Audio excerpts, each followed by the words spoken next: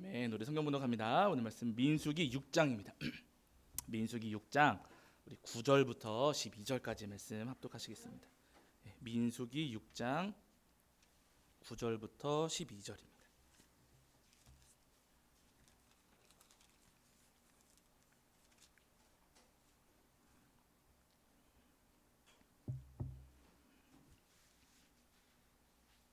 민수기 6장 9절부터 12절까지입니다. 민수기 6장 9절부터 12절. 네, 우리 찾으신 줄 알고 한 목소리로 합독하겠습니다. 함께합니다. 누가 갑자기 그 곁에서 죽어서 스스로 구별한 자의 머리를 더럽히면 그의 몸을 정결하게 하는 날에 머리를 밀 것이니 곧 일곱째 날에 밀 것이며 여덟째 날에 산비둘기 2마리나 집비둘기 새끼 2마리를 가지고 회막 문에 와서 제사장에게 줄 것이요 제사장은 그 하나를 속죄 제물로 하나를 번제물로 드려서 그의 시체로 말미암아 얻은 죄를 속하고 또 그는 그 날에 그의 머리를 성결하게 할 것이며 자기 몸을 구별하여 여호와께 드릴 날을 새로 정하고 1년 된 순양을 가져다가 속건 제물로 드릴지니라. 자기의 몸을 구별한 때에 그의 몸을 더럽혔은즉 지나간 기간은 무효니라. 아멘. 우리 자리에 앉으시겠습니다. 네, 여러분 한 주간 평안하셨죠? 오늘도 하나님 앞에 나와 예배하는 저와 여러분이 우리 주님께서 주시는 은혜와 사랑이 가득하기를 간절히 소원합니다. 지난주에 저희가 민수기 6장 1절부터 21절까지 말씀을 통해서 우리에게 주신 은혜를 나누었는데요. 6장 이 전반부의 말씀은 나실인과 관련된 말씀입니다. 나실인이 어떤 사람이 나실인인지에 대해서 이제 말씀해 주시고 나실인들이 지켜야 될 규례가 무엇인지를 알려주시는 말씀인데요. 이 말씀 속에서 하나님께서 계속해서 이스라엘 백성들에게 또 나실인들에게 요구하시는 것은 뭐냐면은요, 돈을 가져와라, 물질을 가져와라 말씀하지 않으시고 그들의 구별된 삶을 하나님께 드려야 된다라고 끊임없이 하나님께서 말씀하십니다. 여러분, 하나님께서 오늘 구별된 우리 성도님들께 받고 싶어 하시는 것 한 가지가 있다면은요, 여러분, 그것은 세상의 물질이 아니라 우리 성도님들의 구별된 정결한 삶을 받고자 하신다는 거예요. 우리가 피 묻은 손으로 드리는 예배는 우리 하나님께서 원치 않으십니다. 우리가 아무리 많은 헌금을 주님 앞에 올려드린다 할지라도 다른 사람을 아프게 하고 힘들게 한 물질로 하나님 앞에 예물을 드린다면 하나님은 그 예물을 조금 더 기뻐하지 않으신다는 거예요. 우리 하나님께서 오늘 우리 성도님들께 받고 싶어 하시고 원하시는 것은 구별된 삶이라는 것을 기억하시고 예배하실 때마다 하나님 앞에 구별된 삶으로 올려드리며 경배하며 예배하시는 저와 여러분이 되기를 주의 이름으로 간절히 축원합니다. 자, 이제 오늘은 그 뒤에 그 중간에 있는 말씀인데요. 이 나실인의 법과 관련된 말씀 속에 그 말씀 속에 오늘 우리가 함께 읽은 9절부터 12절까지의 말씀이 포함되어 있어요. 앞서 말씀드린 것처럼 여러분, 나실인은요, 하나님께 자신을 드리기 위해서 자기 몸을 구별한 사람들입니다. 하나님께 드리려면 거룩한 것을 드려야 되니까 그 나실인 서원을 한 기간 동안에는요, 내 몸을 거룩하게 지키려는 노력과 수고가 필요했다는 거예요. 그래서 대표적으로는 포도주를 마시지 않는다던가 시신을 가까이 하지 않는다, 이런 규정들을 지키면서 자기 몸을 거룩하게 지켜야 되는 그 노력과 수고가 필요했습니다. 근데 여러분, 이 두 가지만 있는 게 아니고요. 사실은 21절 보시면은 21절에 이런 표현이 있어요. 우리 21절 한번 읽어보실까요? 자, 21절입니다. 민수기 6장 21절입니다. 6장 21절. 자, 6장 21절.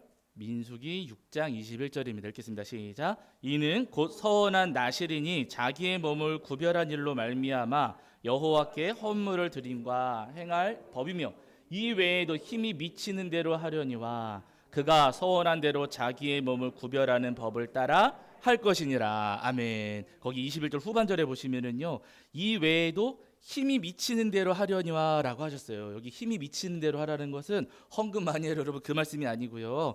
구별된 삶을 할 수 있다면 다른 조항들을 더 자기 스스로 내 삶을 구별하기 위해서 몇 가지 조항들을 더 만들어서 지킬 수도 있다는 거예요. 기본적으로는 포도주 시신이지만은 여기다가 덧붙여서요, 예를 들어서 저는 말조심을 하겠습니다. 제가 지금까지 살아오면서 말실수를 너무 많이 했는데 제가 말로 실수하고 잘못한 일이 많이 있었는데 하나님, 제가 나실인 서원한 기간 동안에 말 조심하겠습니다 라고 나 스스로 한 가지 조항을 더 만들 수도 있다는 거예요. 그게 아니라 거기다가 저 같은 경우는 자꾸 배가 나오고 있으니까 하나님, 제가 나실인 서원한 동안에 먹는 거 조절하겠습니다. 야식 6시 이후에 이렇게 먹고 있긴 하지만 예를 들어서 6시 이후에는 먹지 않겠습니다 하면서 나 스스로 나를 정결하게 지키기 위해서 몇 가지의 조항들을 덧붙일 수 있다는 거예요. 우리식으로 이야기하면 휴대폰 사용을 줄이겠습니다. 드라마를 보지 않겠습니다 라고 하면서 우리가 스스로 나름의 규칙을 더할 수가 있었습니다. 나시린은 그렇게 여러 가지의 노력들을 통해서 자기 삶이 부정해지지 않도록 더럽혀지지 않도록 지키겠노라 다짐하고 약속한 그 사람인들인데요. 근데 중요한 것은 뭐냐면 여러분, 그렇게 하나님 앞에 나의 거룩한 삶을 드리기 위해서 우리가 여러 가지 삶의 조건들을 두고 규칙을 두고 지키면서 살아가는데, 문제는 여러분 때때로 나 스스로 그렇게 열심히 지키고 살아가다가 그 약속을 어길 때가 있을까요, 없을까요? 있어요. 하나님 이거 안 할게요, 저거 안 할게요 라고 나 스스로 다짐하고 하나님과 나 사이에 약속하긴 했는데요, 그 약속을 어길 때가 분명히 있습니다. 이러면 안 되는데 이러면 안 되는데 하면서 우리가 하나님께 약속한 것들을 어길 때가 있어요. 오늘 본문에서도 그 대표적인 경우를 한 가지 말씀하시거든요. 6장 9절에 보시면 이렇게 말씀하십니다. 6장 9절. 6장 9절입니다. 나시린은 시신을 가까이 하지 않겠다고 약속한 사람이거든요. 심지어는 부모님의 시신조차도 만지지 않겠다, 가까이 하지 않겠다라고 마음 먹고 약속한 사람들이에요. 그런데 6장 9절에서 뭐라고 말씀하시는 거 보세요. 자, 9절입니다. 읽겠습니다. 시작. 누가 갑자기 그 곁에서 죽어서 스스로 구별한 자의 머리를 더럽히면 그의 몸을 정결하게 하는 날에 머리를 밀 것이니 곧 일곱째 날에 밀 것이며. 아멘. 이렇게 말씀하셨어요. 나시린은 시신을 가까이 하지 않겠다고 약속을 했습니다. 그래서 시신이 있는 곳은 막 피해 다녔을 거예요. 동물의 사체도 피해 다녔을 겁니다. 조심조심하고 장례식이 있어도 거기 가지 않고 하면서 아주 열심히 이 규칙을 지키기 위해서 노력을 했을 텐데요. 어느 날 길 가는데 마주 오던 사람이 갑자기 쓰러져가지고 나한테 폭 안겨서 그 자리에서 갑자기 돌아가셨어요. 그럼 시신을 가까이 한 거예요, 안 가까이 한 거예요? 가까이 했어요. 근데 내 잘못이 아니에요? 내 잘못은 아닌데 저 사람이 잘못한 일로 말미암아 내가 하나님하고 약속한 그 약속을 어기는 경우가 생기기도 덜어는 한다는 겁니다. 나는 분명히 약속했는데 내 잘못 아닌 것으로 인해서 내가 그 약속을 깨뜨릴 때가 있다는 거예요. 반대로 여러분, 때로는 하나님하고 난 하나님, 저는 이제 6시 이후로 먹지 않겠습니다. 예를 들어 저 같은 경우 6시 이후로 먹지 않겠습니다 했는데, 어느 날 만약에 예를 들어서 우리 성도님이 6시 지나서 신방 와주세요 라고 하셨어요. 그럼 뭐 먹어야 돼, 안 먹어야 돼? 뭐라도 주실 텐데. 그래서 먹었어요. 그럼 여러분 이렇게 약속이 깨뜨려졌어요. 예를 들어 그런 약속은 제가 하나님께 드리지 않지만, 예를 들어서 그렇게 깨뜨려지면 그럼 이거 여러분 누구 잘못이라고 할 거예요? 그렇죠. 이게 여러분 이런 일들이 일어난다는 겁니다. 하나님과 나 사이에 분명히 약속을 했는데 뜻하지 않은 일들로, 예상치 못한 일들로, 혹은 내가 실수해가지고 내가 깜빡해가지고, 제가 지금도 갑자기 생각나는데요, 마포걸레 머리카락 사왔어야 되는데 깜빡했어요. 깜빡해가지고 여러분 하나님과의 약속을 어길 때가 있습니다. 우리가 예수님의 사람으로서 이 땅에 그리스도인이라는 이름을 가지고 우리 성도님들도 이 땅을 살아가다가 죄짓지 말아야지, 입으로 죄짓지 말아야지 하면서 스스로의 삶을 구별하면서 살아가시지만, 그러나 때때로 내 마음과 달리 다른 사람들 때문에, 혹은 내가 실수해가지고, 내가 착각하고 내가 까먹어가지고 내 삶에 죄를 짓고 하나님과의 약속을 어길 때가 분명히 있다는 겁니다. 지난 목요일 날 우리 몇몇 성도님들은 아실 텐데요, 지난 목요일날 새벽에 우리 성도님들 모시러 가다가 교차로 사고를 해서 제가 사고가 났어요. 제가 잘못했을까요? 딴 차가 잘못했을까요? 우리 성도님들은 마음으로는 잘못했겠지 하시겠죠. 여러분, 저는 잘 갔어요. 저는 차선 잘 지키고 신호 잘 보고 가는데 뒷차가 여러분 오다가 이제 차선을 중간에 바꾸신 거예요. 그러니까 교차로 중간에서 그러지 1차선에서 2차선으로 넘어오시면서 차 뒷부분을 쾅 추돌하셨습니다. 제 잘못 아니지만 사고가 나요, 안 나요? 사고가 나요. 문제는 이분이 여러분 사고 내놓고 멈춰서 보험사 불러야 되는데 보험사 안 부르시고 쌩 가시는 거예요. 그럼 여러분 뭐가 돼요? 뺑소니가 돼요. 이러면 이제 처벌이 좀 무거워질 수 있거든요. 안 되니까 제가 쫓아가가지고 사장님 이거 사고 났습니다. 이러시면 안 됩니다 해가지고 그분을 이제 딱 멈추시게 하고서는 보험 처리하는데, 보험 처리하는 바람에 새벽 예배를 드렸을까요, 못 드렸을까요? 그날 못 드렸어요. 물론 다른 경우에도 못 드리는 경우가 있지만요. 근데는 다른 이유로, 제 잘못 아니고 우리 잘못 아닌데 다른 엉뚱한 사람의 잘못하는 바람에 하나님 앞에 예배하는 시간을 놓치게 됐다는 겁니다. 이런 일들이 여러분 우리 삶에 발생을 해요. 내가 잘못한 거 아니고 나는 잘하고 있었는데 다른 사람이 잘못한 것 때문에 내가 실수할 때 있고 하나님과 약속을 어길 때도 있고요. 깜빡해가지고 내가 잊어가지고 아니면 내가 잘못 생각해가지고 하나님과의 약속을 어길 때가 있습니다. 그럴 때마다 여러분 우리 마음속에 자책하는 마음이 사실은 찾아오기도 해요. 내가 약속했는데 이거 어겼구나. 내가 이러지 않으려고 했는데 내가 또 이거 잘못했구나. 내가 6시 이후에 먹지 않으려고 했는데 또 지금 뭐 집어먹고 있구나. 내가 지금 입으로 험담하지 않으려고 했는데 내가 또 험담하고 있구나. 나는 진짜 하나님 앞에 어쩔 수 없는 사람인가 보구나 하면서 여러분 우리가 스스로 자책하며 스스로를 그렇게 책망할지 모릅니다. 근데 여러분 그런 우리에게 오늘 본문에서 이렇게 말씀하시는 거예요. 어디 말씀이 여러분 6장 12절입니다. 자, 6장 12절. 하나님과의 약속을 어기고 부정한 일을 저질렀을 때, 실수하고 잘못했을 때, 자 6장 12절에서 뭐라고 하시는가? 자 읽겠습니다. 시작. 자기 몸을 구별하여 여호와께 드릴 날을 새로 정하고 1년 된 순양을 가져다가 속건 제물로 드릴지니라. 자기의 몸을 구별한 때에 그의 몸을 더럽혔은즉 지나간 것은 무효니라. 아멘. 하나님께서 여러분 여기서 책망하시는 말씀이 있나요, 없나요? 없어요. 다른 사람이 잘못해서 혹은 내가 안 그러려고 했는데 깜빡하고 실수해서 내가 부정한 일을 저질렀을 때 혹은 하나님과의 약속을 어기고 말씀을 거스르게 되었을 때 여러분 오늘 하나님께서 뭐라고 말씀하시냐면요 12절 그 전반부에 자기 몸을 구별하여 여호와께 드릴 날을 어떻게 하라고요? 새로 정해라. 새로 정해라. 지금까지 잘해오다가 잠깐의 실수로 어겼어요. 그러면은 너는 그것도 못하냐? 너는 왜 약속하고서 맨날 약속만 어기고 너는 그냥 지옥에 나가라? 여러분 그런 하나님이 아니시고요. 오늘 본문에서 하나님 하시는 말씀은요. 새로 시작하면 된다.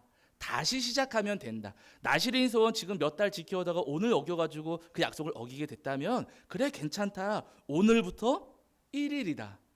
오늘부터 새로 다시 시작하면 된다라고 오늘 하나님께서 오늘 우리에게 말씀하십니다. 여러분 우리 하나님은 우리 연약함과 우리의 부족함을 다 아시는 주님이라고 말씀하셨어요. 히브리서에 나오거든요. 한 구절만 찾아보실게요. 히브리서 여러분 4장 15절입니다. 히브리서 4장 15절. 신약성경 357페이지 정도 있거든요. 신약성경 357페이지 히브리서 4장 15절.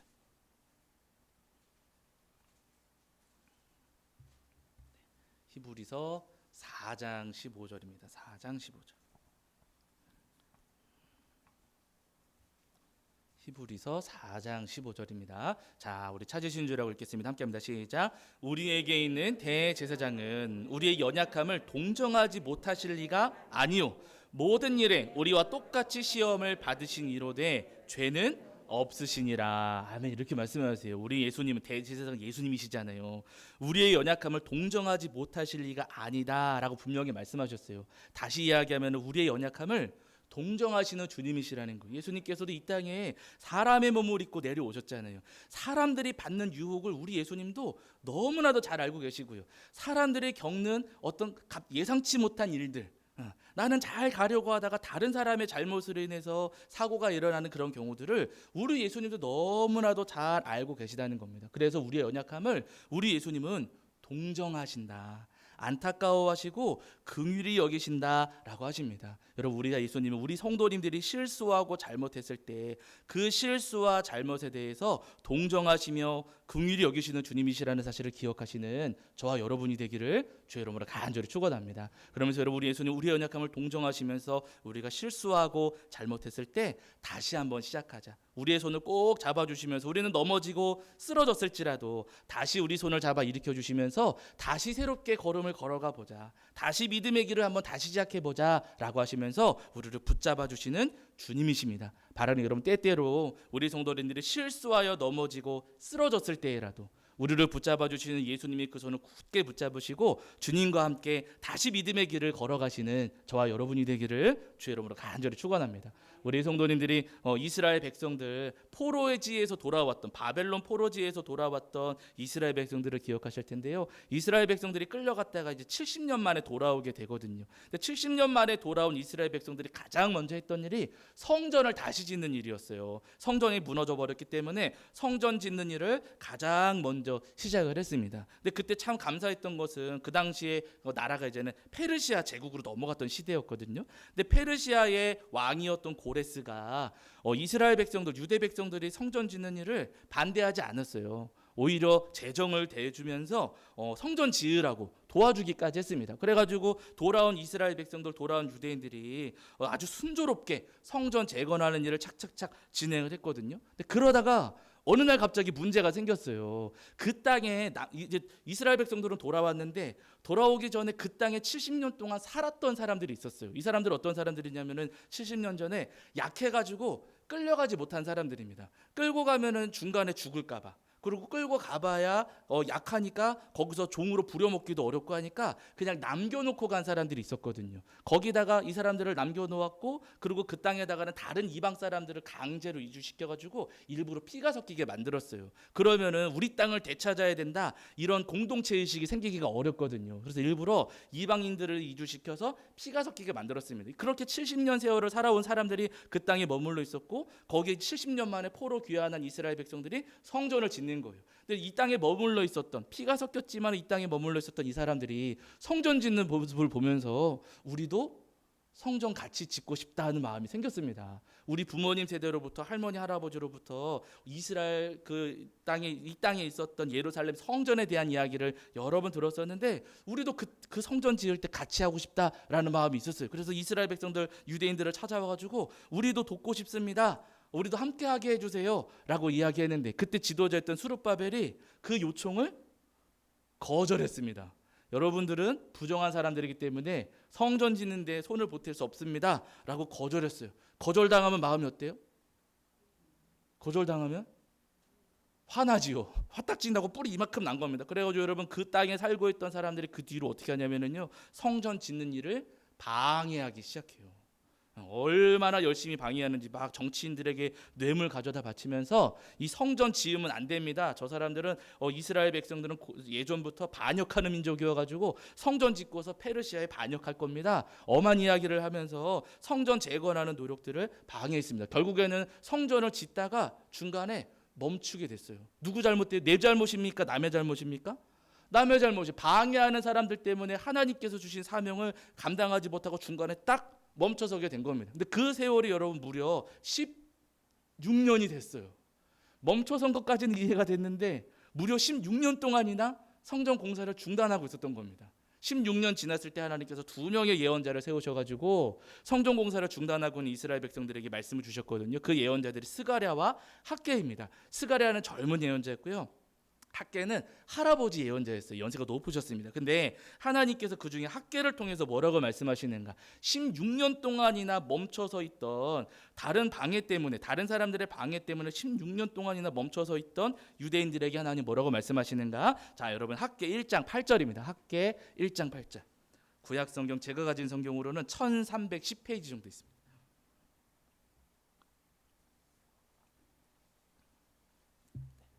구약성경 1310페이지 정도의 학개의 1장 8절입니다. 학개 1장 8절.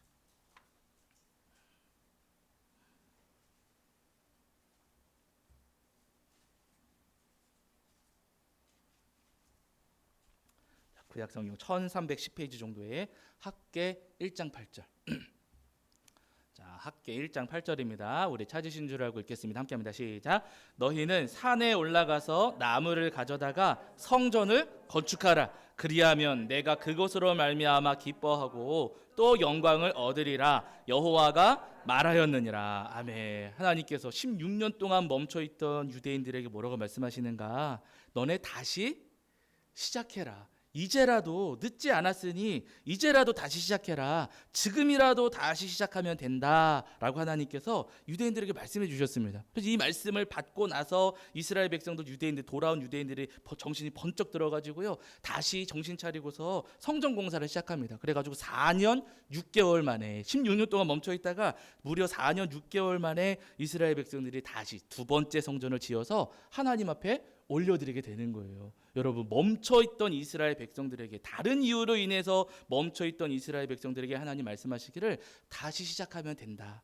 지금까지는 멈춰 있었고 지금까지는 그렇게 쓰러져 있었을지 모르지만 이제라도 다시 시작하면 된다라고 우리 주님 분명히 말씀하십니다. 여러분, 오늘 우리에게도 여러분 마찬가지, 우리가 실수하고 우리가 잘못했을 때, 우리가 넘어졌을 때, 하나님께서 우리에게 맡겨주신 사명을 다른 여러 가지 이유 때문에 우리가 감당하지 못하고 있을 때, 주님께서 걸으라고 하셨던 그 십자가의 길, 구원의 좁은 길을 우리가 걷지 못하고 멈춰서 있을 때 주님께서 우리에게 말씀하시는 것은요, 지금이라도 다시 해보자. 지금까지 멈춰 있었던 거 충분히 이해하니, 그러니 이제라도 내가 손잡아 줄 테니 내 손을 붙잡고 다시 시작해보자.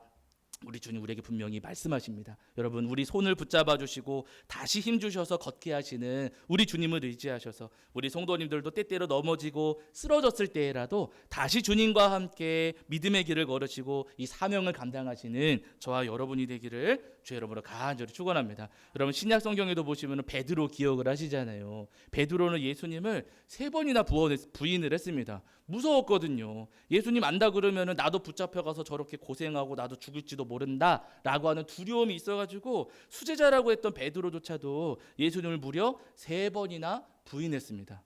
근데 부활하신 예수님께서 다시 이 제자들을 찾아와 주시고 만나 주시고 너네 갈릴리로 가 있어라 하시면서 갈릴리로 보내시고 예수님께서 다시 그 제자들을, 갈릴리로 가 있는 제자들을 만나 주시거든요. 근데 여러분, 베드로가 3번이나 부인했던 베드로가 예수님을 뵐 면목이 있었을까요, 없었을까요? 없지요. 어떻게 예수님을 예수님 얼굴을 어떻게 뵐 수가 있겠습니까? 근데 예수님은 찾아오셔가지고 처음에는 밥 지어주세요. 예수님께서 제자들에게 아침 식사 차려주십니다.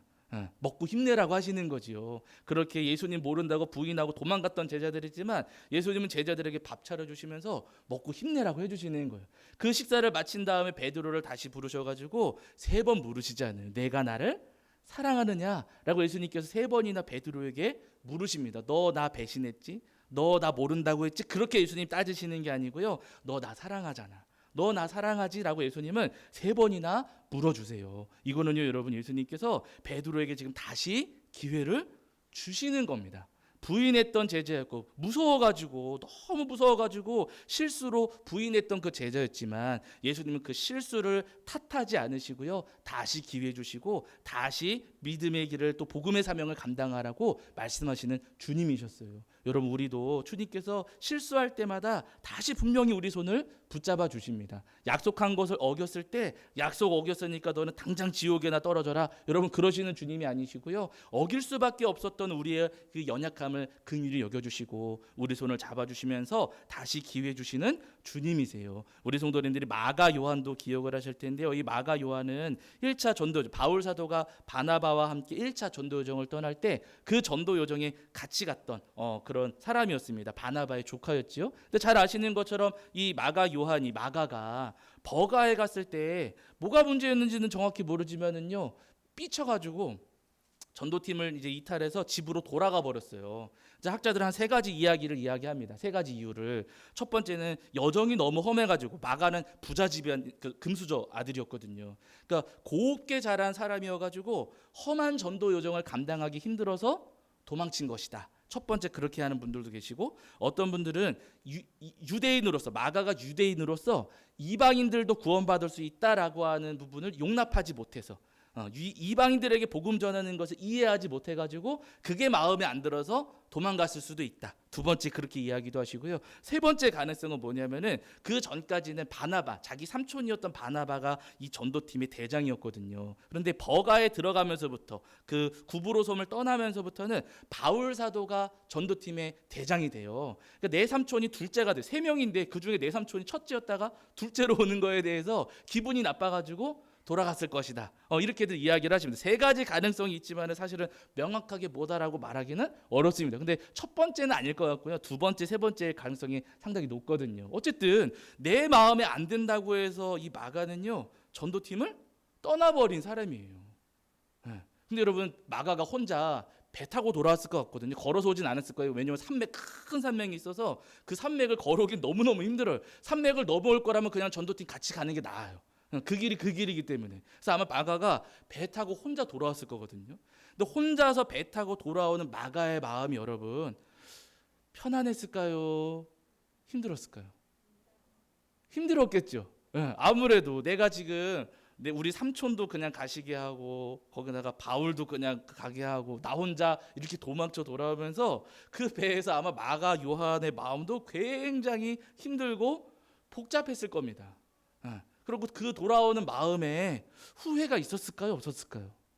아마 조금은 있었을 것 같아요. 괜히 그랬나? 그냥 따라갈 걸 그랬나? 나 때문에 문제된 거 아니가? 그랬을 겁니다. 아니나 다를까 여러분, 두 번째 2차 전도여정 떠날 때 마가 때문에 문제가 생기잖아요. 바나바가 마가 다시 데리고 가자라고 하니까 바울 사도가 안 된다라고 선을 딱 그었거든요. 그 마가 요한 때문에 바울과 바나바 사이가 갈라져서 다투고 전도 여정의 길이 딱 나눠지게 되었습니다. 나 때문에 아주 훌륭한 사역자 두 분이 크게 싸웠어요.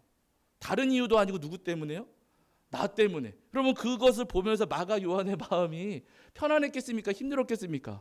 너무 힘들지요. 지금 내가 문제구나. 나 때문에 이렇게 됐구나. 나는 정말로 답이 없는 사람이로구나. 나는 사고뭉치로구나 라고 하면서 아마 마가 요한의 마음이 굉장히 불편했을 겁니다. 그런데 여러분, 그 마가에게 바나바가 다시 손 내밀어주고 같이 전도 가자고 했어요. 여러분, 우리 성도님들이 마가의 입장이시라면 첫 번째 전도여정 때 내가 도망쳐 오면서 전도가 너무너무 힘들었어요. 내가 사고 쳤어요. 그리고 나 때문에 지금 바나바 우리 삼촌하고 바울 사도도 크게 싸워가지고 두 분이 조금 나눠져서 전도 여정 그 길 방향이 달라지게 됐어요. 내가 문제였습니다. 근데 내가 그렇게 사고 치고 내가 자꾸만 실수하고 잘못하는데 나한테 또 전도 가자고 하셔요. 그럼 가시겠어요? 안 가시겠어요? 자신이 없잖아요. 그렇죠? 내가 또 따라갔다가 내가 또 실수해가지고 사고치고 돌아오면 어떡하지? 내가 또 잘못하면 어떡하지? 내가 또 문제가 되면 어떡하지? 하는 그런 불편한 마음이 여러분 생길 수가 있습니다. 여러분, 놀라운 것은 뭐냐면요, 마가가 그 손을 잡았어요. 그렇게 실수하고 잘못했고 사고 뭉치였지만은요, 그러나 여러분, 마가 요한은 그 손을 잡았습니다. 제가 사실 마가 요한 마음을 잘 이해를 하거든요. 왜냐하면 저도 어렸을 때 교회 다니면서 사고를 쳤겠습니까? 안 쳤겠습니까? 많이 쳤지요. 사고 많이 쳤습니다. 유리창 깨면은요, 그 다음 주에 교회 가고 싶을까요? 안 가고 싶을까요? 안 가고 싶어요. 가기 싫은데 아버지가 안 가면 아버지한테 두드려 맞으니까 억지로 가는 거예요. 그 전주에 친구하고 치고받고 싸웠어요. 코피 터지고 막 서로 막 치고받고 싸웠는데 그 다음 주 가면은 가고 싶을까? 안 가고 싶을까요? 안 가고 싶어요. 가고 싶지 않습니다. 교회 좀 안 갔으면 교회 좀 나는 좀 어디 다리 몽둥이 안 부러지나 하면서 여러분 교회 가고 싶지 않거든요. 마가 요한의 마음이 분명히 그랬을 텐데 너무나도 놀랍고 감사한 것은요, 그렇게 힘들고 어려운 마음임에도 불구하고 자기 잘못인 것도 알고 자기 실수인 것도 알고 민망하고 부끄러운 마음이었음에도 불구하고 이 마가 요한이 바나바의 손을 잡았습니다. 다시 손 내밀어 주시는 주님의 손을 다시 붙잡고 전도 여정을 걸어갔어요. 여러분, 그렇게 실수하고 잘못했지만 다시 시작하고 또 다시 시작하고 또 주님의 손을 붙잡고 일어섰을 때 여러분, 이 마가 요한은요, 초대교회에 정말로 소중한 복음의 일꾼으로 거듭나게 됩니다. 처음에는 이렇게 못나고 부족한 사람이었지만은요, 해를 거듭하고 시간이 흘러갈수록 이 마가 요한은 초대교회에 없어서는 안 되는 너무나도 중요한 인물이 됐다는 거예요. 나중에 여러분, 이 마가 요한이 골로새서 같은 말씀, 바울 사도가 가택연금 되셨을 때 기록하신 서신 4편이잖아요. 애골빌빌 해가지고 골로새서를 2년 그 가택연금 하실 때 기록을 하셨는데 여러분, 말씀한 거죠. 찾아보실게요. 자, 골로새서 4장 10절입니다. 골로새서 4장 10절.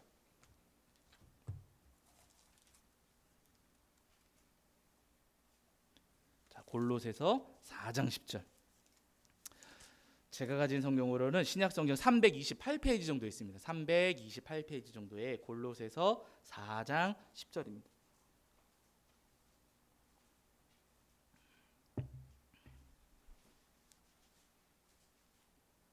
골로새서 4장 10절. 지금 골로새서는 바울 사도가 로마 어느 집에 가택연금 되신 거예요. 집에 갇혀 계신 겁니다. 감옥은 아니고요. 자, 4장 10절. 신약 성경 328페이지 정도 있습니다. 자, 우리 찾으신 줄 알고 읽겠습니다. 함께 합니다. 시작. 나와 함께 갇힌 아리스다고와 바나바의 생질 마가와 이 마가에 대하여 너희가 명을 받았음에 그가 이르거든 영접하라. 아멘. 이렇게 말씀하셨어요. 바울 사도가 가택연금 되셨는데 거기에 아리스다고라고 하는 사람이 있고요. 또 옆에 누가 있어요? 바나바의 생질, 조카입니다. 생질이 조카거든요. 바나바의 생질 누구요? 마가. 1차 전도여정 때 도망갔던 그 마가가 지금 여러분 세월이 흐르고 나서 누구 곁에 머물러 있냐면요, 바울 사도 곁에. 바울 사도가 가택연금 되셔서 그 한 집에 머물러 계실 때 그 집에 마가도 같이 갇혀 있었더라는 거예요. 그럼 바울 사도가 필요 없고 불편한 사람이면 같이 두겠습니까? 안 두겠습니까? 안 두겠지요. 함께 갇혔다는 것은 이 마가도 정말로 복음의 소중한 일꾼으로 변화되었다는 것이고, 바울 사도 입장에서도 꼭 필요한 사람이었기 때문에 함께 그 집에 가택연금 되셔서 함께 지내셨다는 거예요. 마가가 여러분 바울에게도 너무나도 소중한 일꾼이 되었고요. 그러면서 이 마가가 했던 너무나도 소중한 일이 뭐냐면은 복음서를 기록한 거예요. 우리가 알고 있는 복음서가 여러분 4권이 있잖아요. 마태, 마가, 누가, 요한 4권의 복음서가 있는데, 여러분 그 가운데 마가복음이 이 마가가 기록한, 우리가 알고 있는 이 마가가 기록한 복음서입니다. 근데 많은 신약학자들이 이야기하기를 순서는 마태, 마가, 누가, 요한 이렇게 되어 있지만은 기록된 순서로 본다면 마태가 먼저가 아니라 마가가 먼저다. 물론 이견이 있기는 합니다. 그러나 많은 신약학자들이 마가복음이 가장 먼저 기록되었다는 부분에 많은 분들이 동의하고 계세요. 여러분 마가 요한은 누구보다도 먼저 예수님의 십자가 복음을 글로 남기고 말씀을 기록하고 그 말씀을 전하기에 앞장섰던 사람이 바로 마가 요한이라는 거예요. 처음에는 실수가 많았습니다. 문제도 많았고요. 정말로 사고 뭉치였어요. 싸우고 마가 때문에 다툼도 일어나고 문제도 많았습니다. 그러나 그렇게 실수하고 넘어지고 쓰러졌지만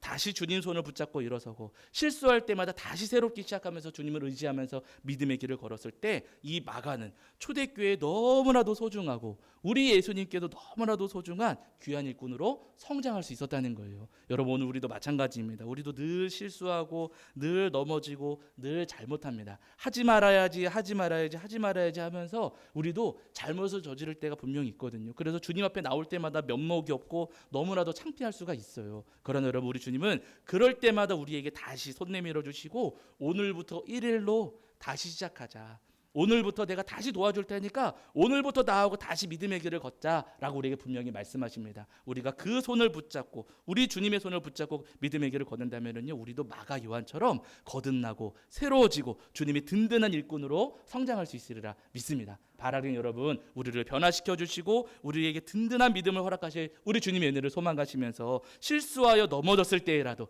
다시 주님의 손을 붙잡고 담대하게 일어서시는 저와 여러분이 되기를 주의 이름으로 간절히 축원합니다. 자, 우리 찬송합니다. 찬송가 여러분 456장입니다. 찬송가 456장 찬송하시면서 준비하신 예물 봉헌하겠습니다. 찬송가 456장입니다.